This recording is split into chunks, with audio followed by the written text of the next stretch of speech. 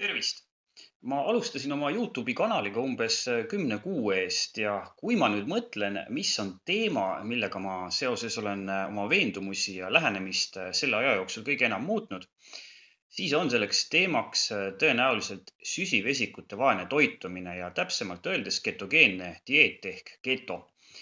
Üldiselt peetakse ketogeenseks toitumiseks seda, kui sa sööd päevas vähem kui 50 grammi süsivesikuid, mistõttu suureneb su kehas ketoonide ehk siis rasva laguainete kogus ja kuna sa organismis ei ole piisavalt glükoosi, et sind elus ja tegusana hoida, siis võtavad need ketoonid organismi energiavarustuse tagamise üle ehk siis sul tekib nii-öelda ketoosne seisund.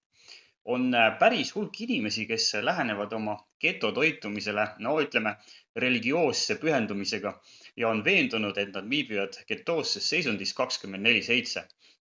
Aga ärme siis neile paljasta, et tegelikult on suisa võimatu toituda nii, et su organismi üldse süsivesikuid ei satu, mistõttu jõnksutab ka selliste inimeste energiatootmise mehhanism erinevate meetodite vahel, sest huvitaval kombel on inimene ehitatud nii, et kui ta saab, lülitab ta ennast glükoosi kasutamise peale kas või lühikeseks ajaks tagasi.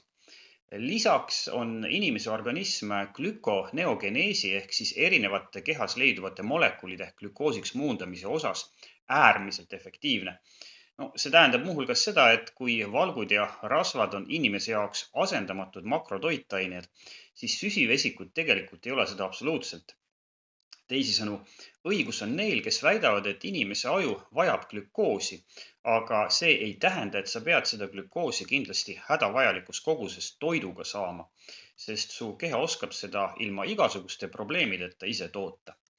Ma ütlen nüüd kohe ära, et kuigi see kõlas nagu müügijutt, ma ise ketot ei tee ja ka ma ei arva, et see oleks pikemas perspektiivis maailma kõige parem toitumisviis. Ehk siis teisisõnu öeldes, minu arvates on esimeseks otsuseks, mida sa peaksid oma toitumisharjumusi silmas pidades tegema see, et sa viid miinimumi lisatud suhkrute tarvitamise ja saad oma süsivesikud kätte sealt, kus need esinevad looduslikult ehk siis marjadest, puuviljadest ja juurviljadest. Peamiselt on looduslikke suhkruid sisaldavate toiduainete tarvitamine minu arvates oluline seetõttu, et lisaks looduslikele suhkrutele on näiteks marjades ja puuviljades väga suures koguses ühendeid, mida on heal tasemel teadusuuringutes seostatud kõrgema elukvaliteedi ja pikema elueaga. Ma olen sügavalt seda meelt, et keto kasutamine on andnud paljudes teadusuuringutes häid tulemusi peamiselt seetõttu, et menüüst on välja võetud lisatud suhkur ja ultratöödeldud kräpp. Ehk siis minu hinnangul on ketostiilis toitumine tervisele suures osas kasulik mitte seetõttu, mida sa sööd, vaid jällegi peamiselt, kuigi mitte ainult, seetõttu, mida sa ei söö. Nii, mul on nüüd tagumine aeg see targutamine lõpetada ja tulla lõpuks ometi tänase teema juurde ja uurida, kas ketogeensel dieedil ehk siis üldse mitte või väga väheses koguses süsivesikuid tarvitav inimene saab teha tulemuslikult jõutreeningut. Tegelikult ma natukene laiendan seda teemat ja vaatlen keto mõju nii lihastreeningu kui ka aeroobse treeningu tulemustele, sest need mõlemad on meie tervisele väga-väga olulised. Aga vaatame siis, mida teadusuuringud selle teema kohta ütlevad. No, alustame näiteks sellest aastast 2022 pärinevast metaanalüüsist, milles löödi kokku 5 varasemat juhuvalimil põhinevat teadustööd ja vaadeldi, millised olid ketogeensel dieedil ja varasema jõusaali treeningu kogemusega meeste ja naiste tulemused regulaarses lihastreeningus võrrelduna samuti varasema treeningkogemusega samas vanuses meeste ja naistega, kelle igapäevases toidus oli oluliselt suurem osakaal süsivesikutel. Selleks vaadeldi, millised olid 2 gruppi kuuluvate inimeste muutused kehakaalus ja rasva vabas massis pärast 8–12 nädalat kestnud treeningperioodi. Vaadeldud uuringutes ei viidud katsealuste kaloritarbimist tasakaalu ja kuigi hinnanguliselt kipub ketodieedil olevate inimeste päevane kaloritarbimine olema võrreldes palju süsivesikuid tarbivate inimeste kaloritarbimisega natukene madalam, olid tulemused sellele vaatamata nii keto kui ka süsivesikute gruppi kuuluvate inimeste osas sarnased. Teadlased märkisid samas, et nende arvates ei ole ketodieet võib-olla jõutreeninguteks parim toitumisviis, sest sel viisil toitudes kipub kõht saama kiiremini täis, mistõttu sa tarbid vähem kaloreid ja seega ei ole sul neid piisavalt, et tagada lihaste kasvatamiseks vajalikku energiataset. No, ma pean ütlema, et mina ei ole selle kitsendusega eriti nõus, sest esiteks on selge, et kui sa ei ole just tugevalt ülekaaluline, siis pead sa olema lihassünteesi tekitamiseks tarbitavate kaloritega plussis. Ja seda olenemata nüüd sellest, kas sa tarvitad süsivesikuid või mitte. Ja teiseks on see arvamus, et sa pead sel eesmärgil tarvitama 20% rohkem kaloreid, kui sa kulutad, absoluutselt iganenud. Sest me teame, et isegi kui sa oled kaloritega plussis, ütleme 5% kuni 15%, siis tuleb enamikel inimestest kehakaalu tõus peamiselt rasva arvelt. Ja pigem on kaloritega mõistlik pluss jääda alla 5%, sest see on lihastreeningu tulemuste tagamiseks absoluutselt piisav. Pigem oleks minu arvates selle metaanalüüsi autorid võinud välja tuua selle, et keto puhul oli vaatamata eeldatavalt madalamale kaloritarbimisele rasvavaba massi kasv võrreldav teise grupiga, mis on tegelikult, kui me mõtleme nüüd argument mitte keto vastu, vaid keto kasuks, eks ole. Järgmises aastast 2021 pärinevas teadusuuringus võeti ette 16 jalgpallurit, kes olid hooaja välisel ajal tublisti pidu pannud ja kaalus juurde võtnud ja pidid siis hooaja alguseks jälle vormi saama. Tegemist oli uuringu andmetel poolprofessionaalidega, mida iganes see väide tähendab. Ja me saame sest vähemalt, kui me ka ei tea, mida see tähendab, järeldada, et nad olid sportlikud ja füüsiliselt aktiivsed tegelased ja nad jaotati kahte rühma. Esimese rühma liikmed said toidust süsivesikutest kätte vähem kui 10%. Ehk siis mitte päris keto, aga sellele üsna lähedal. Ja teise rühma liikmed said toidust süsivesikutest kätte 50 kuni 55%. Ma kujutan ette, et need sõid põhiliselt suhkrut. Aga okei. Ja see pull kestis 30 päeva.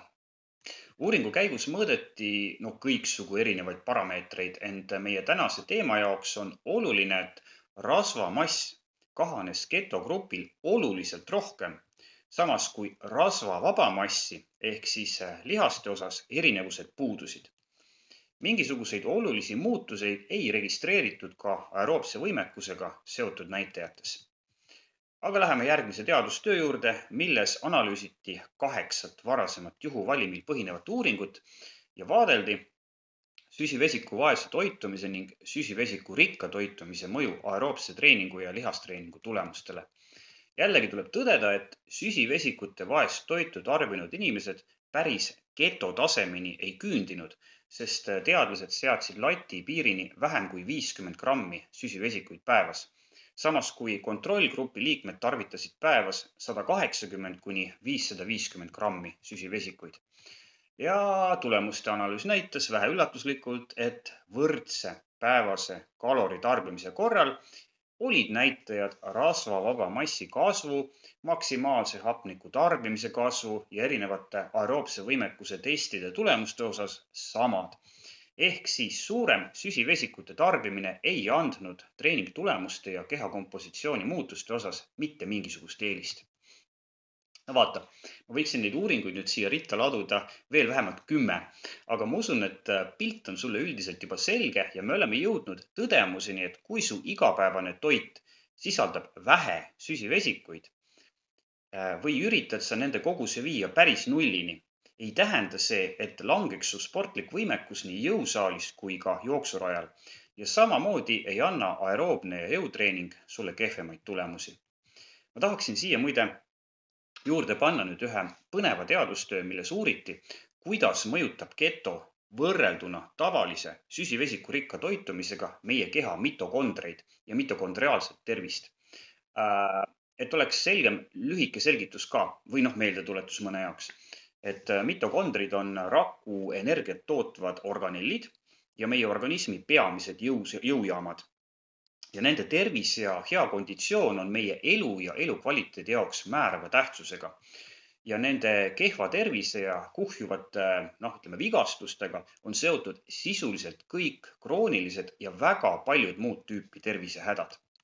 Aga tagasi uuringu juurde, antud uuringu raames toitusid 29 täiskasvanud kas ketogeense dieedi põhimõttel ehk siis tarvitasid süsivesikuid minimaalselt või siis sõid nii, nagu tänapäeva keskmine inimene, näiteks ameeriklane ikka keskmiselt sööb. 12 nädala möödudes selgus, et ketogrupi liikmetel on mitokondriaalne tervis oluliselt parem ja mitokondrid suutsid muuhulgas toota varasemast rohkem adenosiintrifosfaati ehk ATP-d, mis on organismi universaalne energiatalletaja ja vahendaja. Ehk siis, kui nüüd see lause eesti keelde panna, oli ketodieedi järgijatel rohkem igapäevaseks tegevuseks vajalikku energiat. Kui me räägime ketogeensest dieedist ja energiast, siis me peame muide kindlasti esile tooma sellise nähtuse, mida nimetatakse ketogripiks ehk siis inglise keeles ketoflu. Tegemist on sisuliselt süsivesikute kasutamise võõrutusnähtudega. Ehk siis, kui sa oled kogu elu tarvitanud suures koguses süsivesikuid ja otsustad neist ühel päeval suures osas või täielikult loobuda, siis kulub su organismil nädal või 2 selleks, et lülitada oma peamine energiakasutus süsivesikutelt rasvadele üle. Teadus oli ketogripi kui nähtuse olemasolu osas mõnda aega üsna skeptiline, aga nüüdseks on ikkagi üldiselt leitud, et see on nähtusena olemas ja võib olla ebameeldiv, kuna põhjustab gripiga sarnaseid sümptomeid nagu peavalu, ajuudu ja muu sarnane, aga see ei ole eluohtlik ja see on mööduv. Ma ei ole näinud teadustööd, mis oleks võrrelnud sportlikku võimekust ja jõutreeningu ja aeroobse treeningu tulemusi nende inimeste vahel, kes on alles ketogeenset dieeti alustanud, ehk siis need, kellel võivad ilmneda ketogripi sümptomid ja nende inimeste vahel, kes toituvad süsivesikurikkalt. Aga ma arvan, et selle nädala või 2 jooksul võib inimese sportlik võimekus olla küll tavapärasest pisut madalam.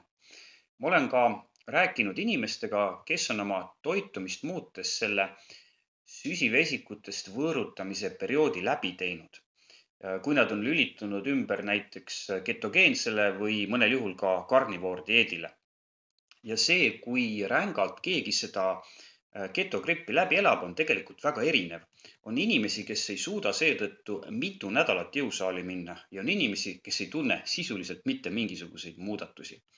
Üldiselt on aga niimoodi, et kui nad on selle raske perioodi läbinud, on neil treeninguteks enese kinnitusel kas täpselt sama palju energiat kui varem või on seda energiat isegi rohkem. Ja tänase pika jutu kokkuvõtteks, kui sa oled otsustanud ketogeense toitumise kasuks, ehk siis üritad süsivesikuid üldse mitte tarvitada või tarvitad neid minimaalses koguses, siis ei tähenda see, et su lihas jõusaalis ei kasvaks. Kasvab küll. Ja kui sa teed regulaarselt ja targalt jõutreeningut ja ei lase ennast pikemaajaliselt langeda kaloridefitsiiti, siis tulevad sul jõusaalis väga head tulemused. Ja mis selle peale muud öelda, kui et jõusaalis näeme.